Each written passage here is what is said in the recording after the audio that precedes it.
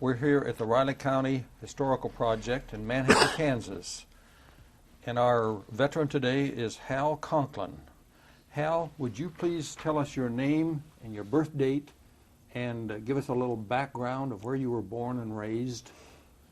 My name is Harold Conklin, go by Hal basically. I was born on 4/11/28 in northwest Kansas, which is close to Norton, Kansas, about 16 miles north or southeast of Norton, Kansas. I joined the Army in 26 June of 1947. Yes, now you have a unique story here. You went in after World War II, but you have some interesting tales to tell about some of the places you've served. So let's start in just by telling about your basic training and what went on from there. Well, I basically went into the service and had my physical examination in Kansas City, Missouri, or Kansas City, Kansas, at which time I was then sent to Denver, Colorado, to Laurie Air Force Base, where I was issued my clothing, and then further sent to Fort Ord, California, where I took basic training for 13 weeks. I had initially signed up for the 1st Cavalry Division in Tokyo, and when I got into Zama, Japan, they talked me into going into what they call the IMTFE, or International Military Tribunal of the Far East, which I found out later was the war crimes trials. I signed up for that and spent some 13 months in the war crimes trials in Tokyo. I see. During that time, I was a guard in the war crimes trials, at which time they had 24 Japanese prisoners, including Tojo, who was the head of the group. I guess he was a war minister. And I spent 13 months in that, and they came to a close in 1948, at which time 8 of them were hung, and the others received anywhere from 10 to 30 years in prison.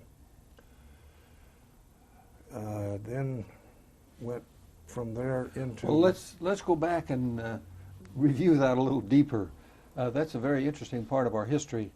The World War II history is the follow-up of those trials. So could you tell us a little bit about that? You were stationed in Tokyo? Right. I was stationed at what they call Ichigaya in Japan, is a little town in the northwest edge of Tokyo.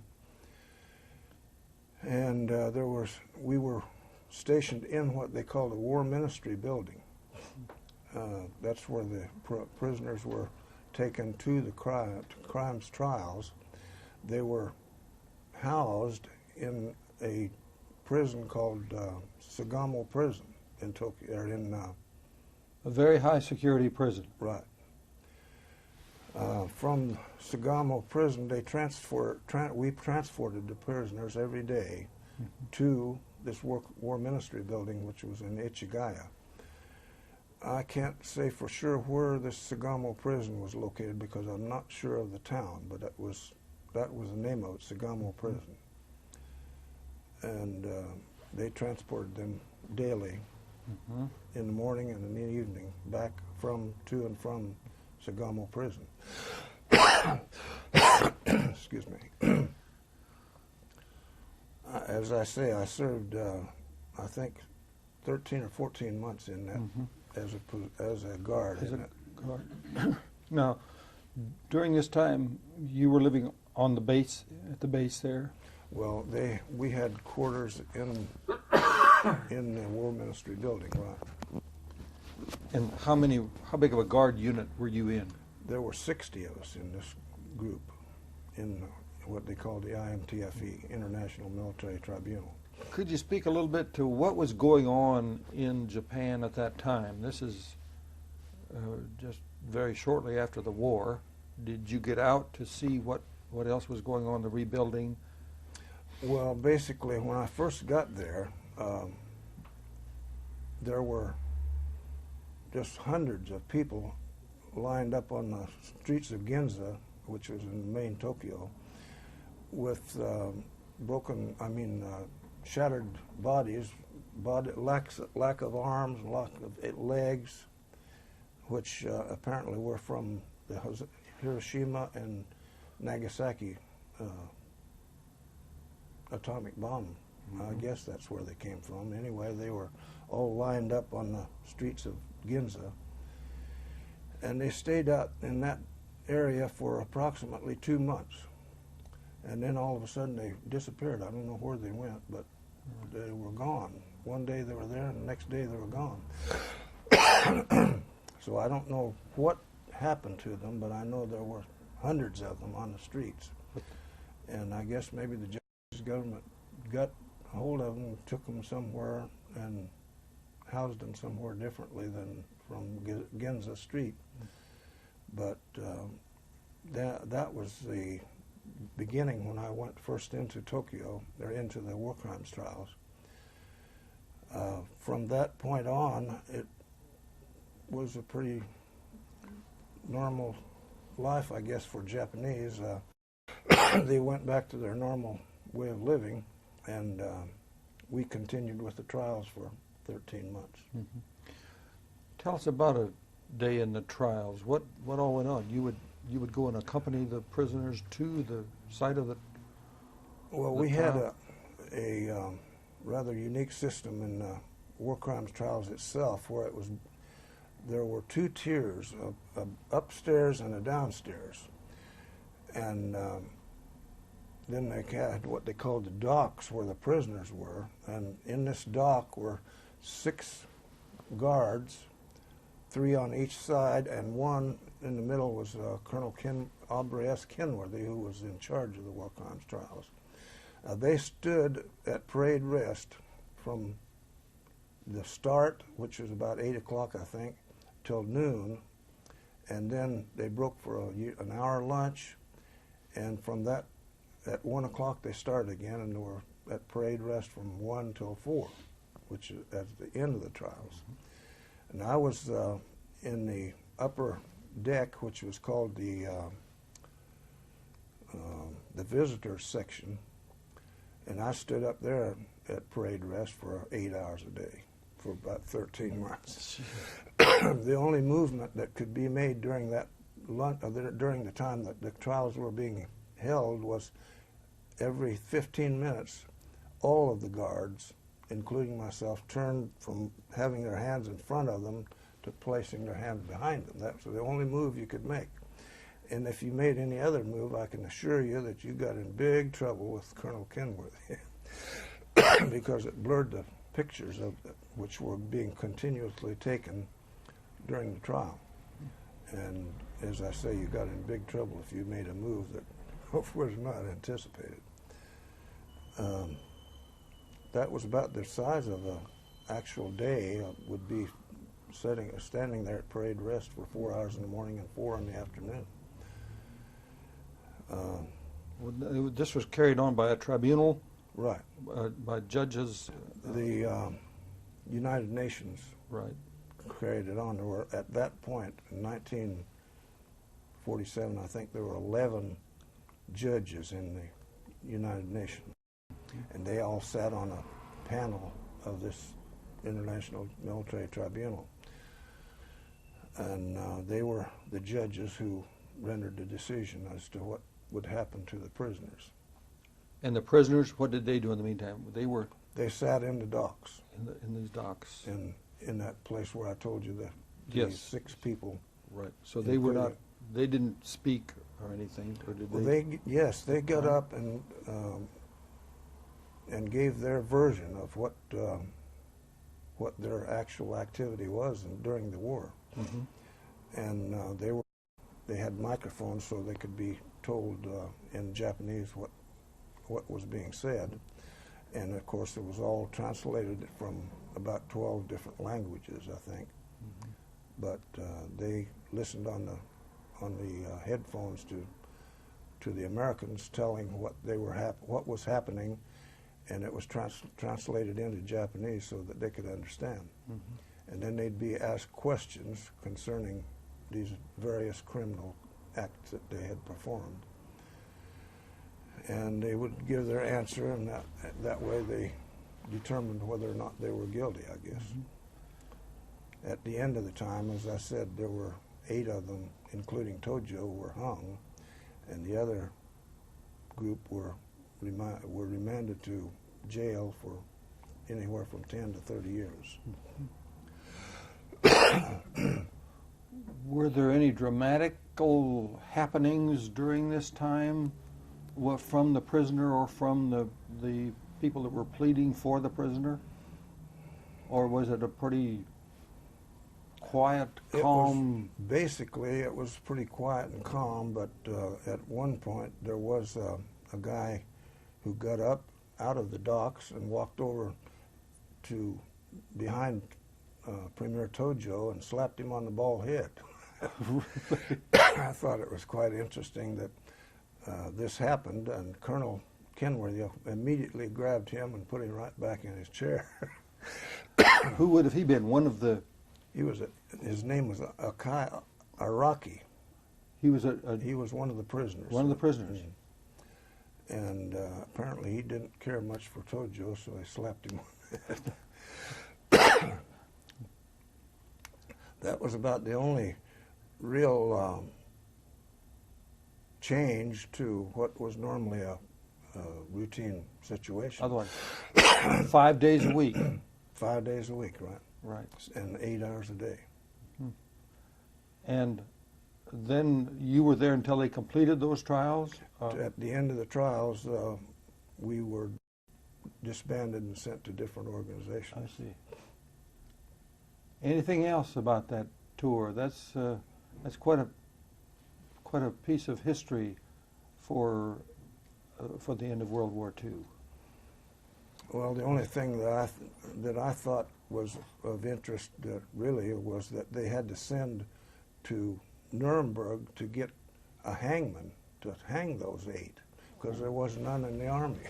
Oh, really? They sent to get the one that was assigned to Nuremberg, Germany, to come over there to hang the 8 people.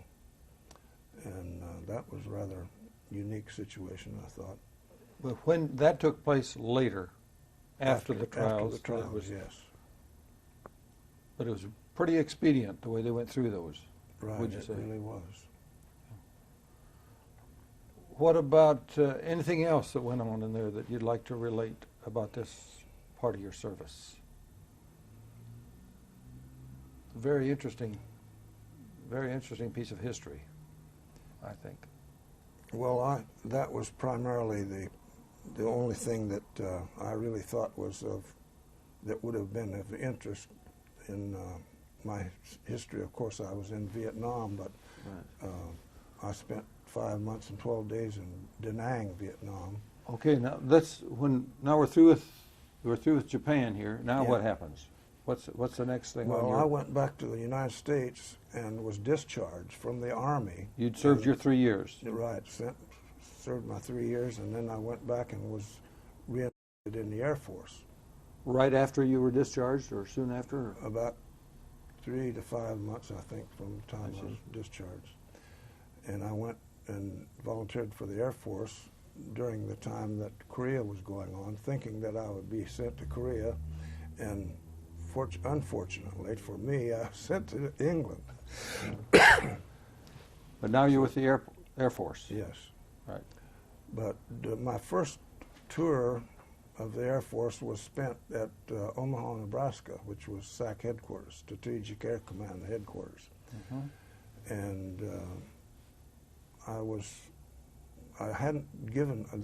they didn't give me any basic training in the Air Force because I'd received Army basic, and they figured that was good enough, so they sent me to this military police organization, or it's Air Police, they called it in the Air Force.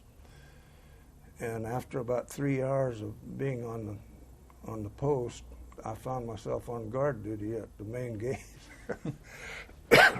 And of course, I made one big mistake of stopping LeMay, I found out rapidly that you don't stop General May. He was a pretty hard-nosed general. He was indeed a hard-nosed gentleman. Yes. He says to me, "Airman, don't you know who I am?" And I said, "No, sir, I don't." And he said, "Well, I'm General LeMay, for your information, and in the future you don't stop me." I said, "Yes, sir." So I didn't stop him anymore. So what about your service there then? What you were there with the guard unit? Well, I mean, in the guard detachment. I spent a lot of time walking around aircraft and guarding atomic weapons in the aircraft. See, this was the SAC headquarters Yeah. in 1950. This would have been 1950. 51. 51. Yeah. Okay. It was it was not very not a very good place to be quite truthful. I mean, at 20 below zero and you're walking around an airplane, that gets rather old and quickly. Yes. Thank you. So you spent a lot of time walking around guarding those planes. Right. That was our basic job, was to guard the post and the bay and the aircraft and the main gates and everything that had concerned security in Offutt Air Force Base in Omaha. And unfortunately, a lot of it was guarding those aircraft with the atomic weapons loaded on them. Yes. And they were on 24-hour alert. There were some in the air at all times. So when they were on the ground, of course, we had to guard to make sure that nobody got on board and that nobody got any secrets out of the atomic weapons. Sure. Because that, as I understand it, that's where the headquarters, the entire headquarters was located, and as that plane was up in the air, there was one all the time was up for quite some time. I'm not sure just how long, but it did happen that they had a 24-hour alert, and atomic weapons were in the air at all times. All times. I think that may have gone on for about 3 years, if I'm not mistaken. So how long did you spend in Omaha? I was only there about 9 months, and then they sent me to England. Mm-hmm. And anything else in Omaha that you'd like to add or that you can think of? This is the Korean War is going strong this time. So there's a lot of activity going on over there. And the Air Force is playing a pretty key role in it. Right. They were, the primary objective was to have the Air Force play a role in Vietnam or in Korea. Yes. And they did do a lot of flying across into Korea. Yes. So then you leave Omaha and are sent to England.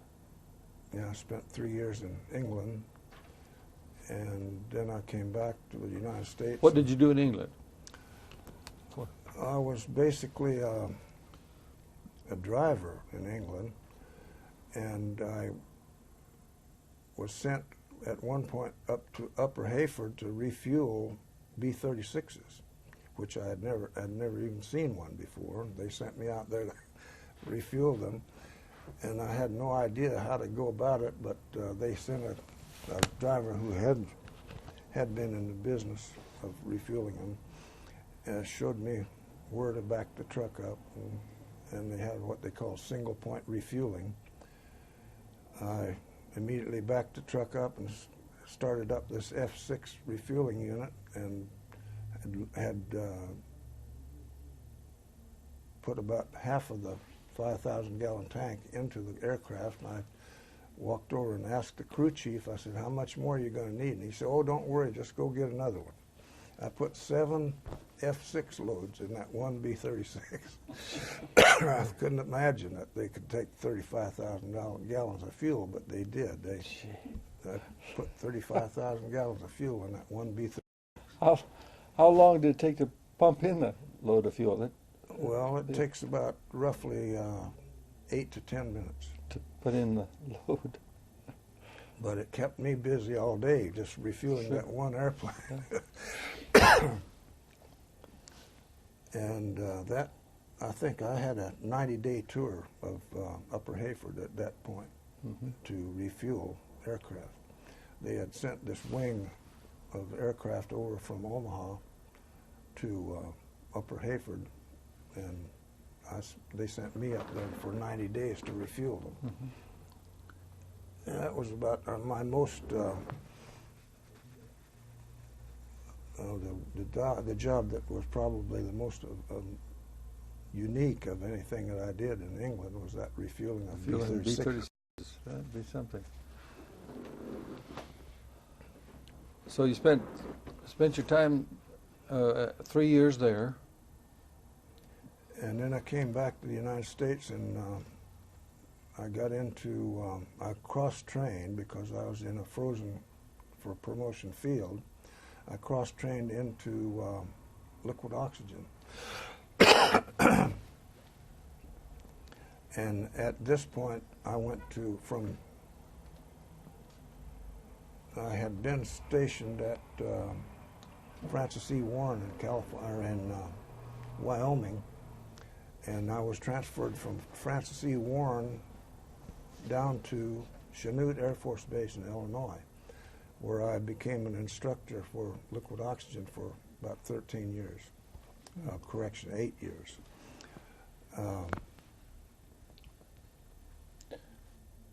During that time, I taught operation and maintenance of the liquid oxygen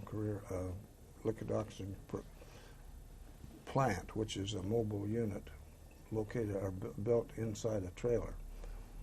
And these operators were trained to both operate and to maintain that unit, because overseas there were no civilian personnel, so the military had to operate and maintain the units. I did that for 8 years at Chanute, and then I was sent to Korea. After the war was all over, I got to Korea. Now, the liquid oxygen, what are all its uses? Basically, the one-ton unit was designed for use to aid in flying, pilots flying. They used it. They had what they called a little converter that converted the liquid to a gaseous oxygen for breathing purposes. And that one little converter, a 6-liter converter, would last about 8 hours of flight. So it saved a lot of weight.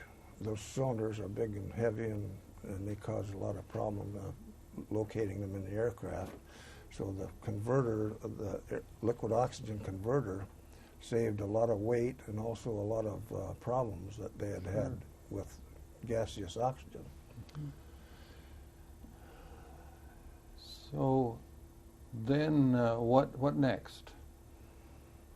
Well, then I went to Korea, and I spent about 7 days in Korea, and I was in the orderly room one day, and I heard the first sergeant talking to another sergeant that they had to send somebody to Vietnam. And I listened for a little while.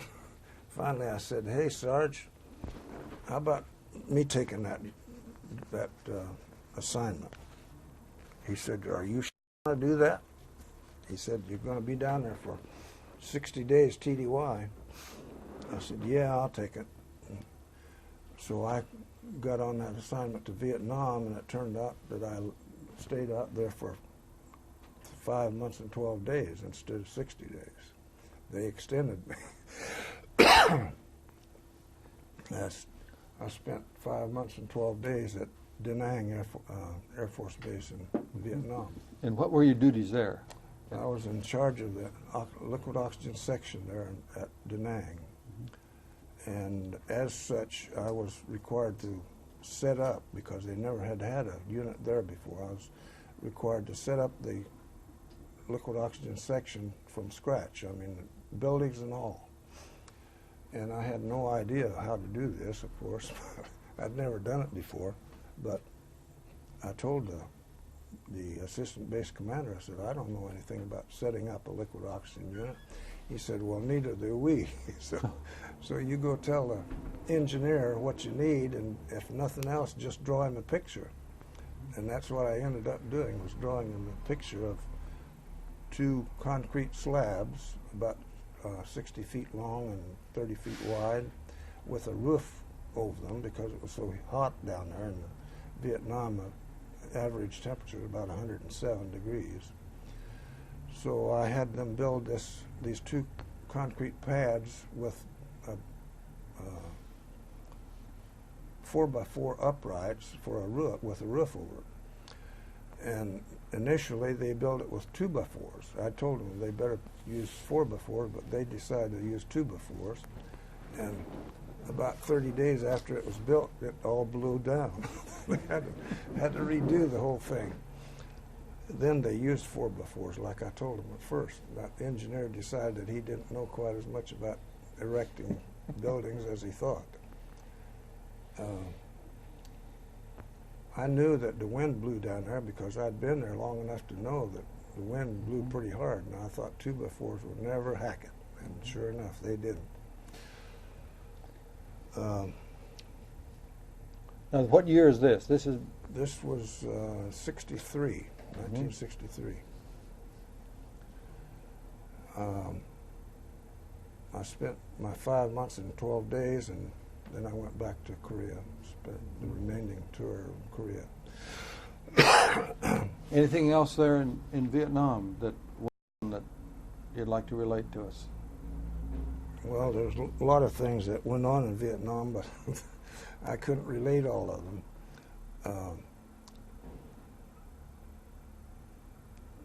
I think probably the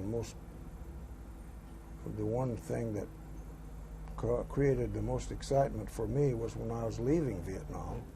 We got on what they call a 123 aircraft, and we left from Da Nang. We flew down to a place called Pleiku, landed at Pleiku, and this is an old 2-engine cargo plane, which I think they relegated to Vietnam because they didn't want them anywhere else. At any rate, we were sitting on the ramp at Pleiku waiting to take off, and 2 A-1E fighter bombers took off on the runway right beside of us. They were running right side by side, and one of them made it. The other one winged over and ran into crashed into the runway, came right under slid right under our wing and knocked the right engine off our aircraft.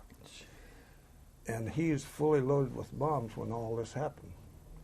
So I think that I was pretty lucky in that situation, that none of those bombs went off. They were rolling around in front of the aircraft and laying out on the ramp, 6 of them, and not one ever went off. Huh. That was probably my most exciting moment in Vietnam. Really? Anything else about Vietnam? The fighting was still going on. Oh, definitely. It was every night it was going on. Mm-hmm. One night I'll not forget for quite a while, they had a helicopter unit stationed right close to our liquid oxygen section, and what they call a sapper unit came in one night and cut all the cables on the helicopters before they ever found them. And well, they never did find them until they saw them leaving, and the Marines guards found them leaving the area and started shooting at them right down over our area. That got a little hot. We ended up in our foxholes, which we had dug around the liquid oxygen section. we jumped into those foxholes with water about this deep in the bottom, and stayed in there for a while until we figured out what they were doing. And finally, it ended up that these Marine guards were firing a 50 caliber machine gun from a mounted unit on a Jeep. I don't know if they hit anybody. I don't think they hit anybody, but they sure did a lot of shooting. But they got in through the guards some way. They got through the guards and into that helicopter unit and clipped all the cables. So there was a lot of activity going on. Oh yes, they had a lot of the time. They had a Marine unit on the perimeter guarding Da Nang at the time, and they also had a RVAM, which is a unit of Vietnamese soldiers stationed outside in the perimeter of the base. And almost every night they would have firefights with the Vietnamese, what they call the VCs, would come and try to get through there into the base, but they fortunately never got through except that one time. So then you sent back to Korea. I went back to Korea and served my remaining, I think, 7 months, and went back to the United States. When you got back to Korea, what did you do there then? Well, I was NCOIC in charge of the liquid oxygen plant at Korea. And then back to the U.S.? Back to the U.S. after that Korean tour. And where did you go in the States? I went to, where did I go?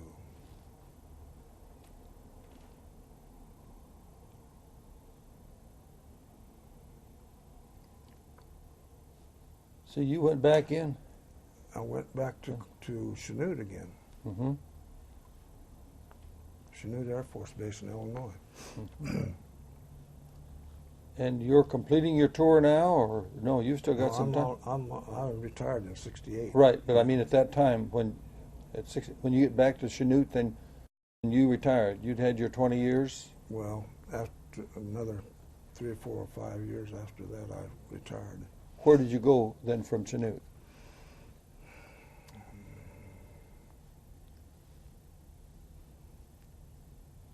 You were still in the Air Force. Yeah. Right. I'm trying to think where I went from Chanute.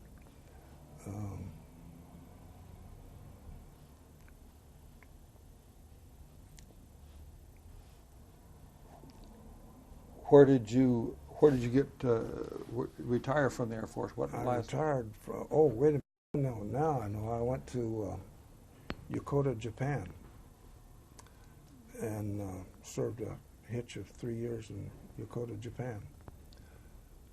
This is what year? This was in 65 to 68. And I was on what they called an accompanied tour. My wife was sent over there from, well, I went directly from, I thought I went to Chanute, but I didn't. I went directly from Korea to Japan on an accompanied tour. And then they sent my wife over to that Yokota base. So you had been married before you went back into the Air Force? While I was in the Air Force. Right. Yeah. And then she was sent over there to join you over in Japan? In Yokota, yeah. The edge of Tokyo. And for 3 years, what was your job there? Again, I was in charge of the liquid oxygen section there. Anything about that tour that sticks out in your mind? There's been a lot of changes in Japan since you left there? Oh, yes, indeed. A whole lot of changes. In fact, you'd hardly ever recognize it as being the same place. Really? It had been built up to such an extent that it didn't even appear to be the same country. Were you with a large unit, or were? I was with a supply unit that let's see. I can't think of the name of the unit, but it was in a supply unit, and we were attached to this unit, a supply unit from 5th, I believe it was 5th Air Force. Mm-hmm. Anything about that? Anything more about that tour there at that time? Well, it was pretty routine. I can't really think of anything that happened during that period that was other than normal. Just had to maintain your liquid nitrogen, liquid oxygen units? We did at one point have a 5-ton unit that came in that we had to set up, erect it from scratch, and we had 1-ton units, 4 of them, and then we set up this 5-ton unit and got rid of the 1-ton units. And that was probably the most important thing that we did all the time we were there, was to erect that 5-ton unit and get it back operational and maintaining it. And we more or less had to learn as we went because nobody was there to train us. Mm-hmm. I mean, the erection engineer was the one that did the training on it, how to operate it. And we found out rapidly that he didn't know all there was to know. Again, it was on-the-job training, huh? Right. Primarily, that was what happened, was that was an on-the-job training. We had to teach ourselves. Yes. Is there a lot of maintenance to that, to maintaining the liquid Yes, oxygen? there is a tremendous amount of maintenance, and you've got to be about a jack of all trades in order to do that. You've got electric motors, you've got diesel engines, you've got air separation units, and of course that air separation unit looks like a plumber's nightmare. Mm-hmm. It's got lines going all over everywhere, and then it's enclosed in a panel, a four-wall panel, and it has insulation in it to prevent the oxygen from gassing off. Mm-hmm. And of course, like I say, you've got to be a jack of all trades in order to make that thing keep working. Keep it running. Right. Yeah. So then, after that, then back to the States? I went back to the States for discharge. Right? Mm-hmm. And discharged at? Well, actually, I was discharged at Travis Air Force Base in California. Mm-hmm. And then what? What's after the service? Well, I went and put 5 years in the insurance business, which I might as well have thrown away. Then I came back to where was that, in California or in Arizona? 2 years in Tucson, 2 years in Phoenix, and then a year over in Los Angeles. Mm-hmm. Which after 1 year, I walked in and told him I don't want this job anymore. I couldn't stand that driving 70 miles a day on those freeways in California. So I then came back to Kansas, and when I got back to Kansas, I told my wife that we were going to where the most water was in Kansas, which happened to be Manhattan. So I got here by... What year was that? In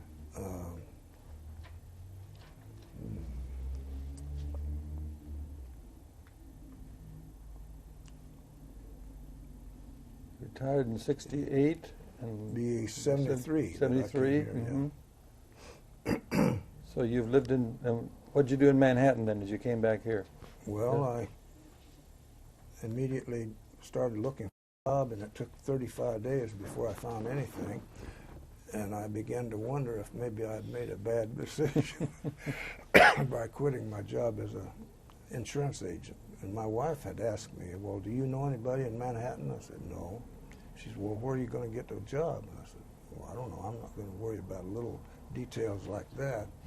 And when I got back here, I found that that wasn't such a little detail. At my age 45, that's not the time to be looking for a job, I found out. And so in 35 days of looking, I finally, at the end of the 35 days, I got 2 offers, one for the water department and one for the police department, which I I accepted the one in police department, and I spent 20 years in the police department with Riley County Police Department. And so now I got 2 retirements, Air Force and the police department. And the police department. And, of course, Social Security, too. Yeah. So I'm not having to worry too much now since I got three retirements. What about the family? And my wife passed away in '95, and my mother just passed away last week. So I don't have any family here at all. The only family I have left, of course, my father passed away in 1980, but I've got a sister that lives down in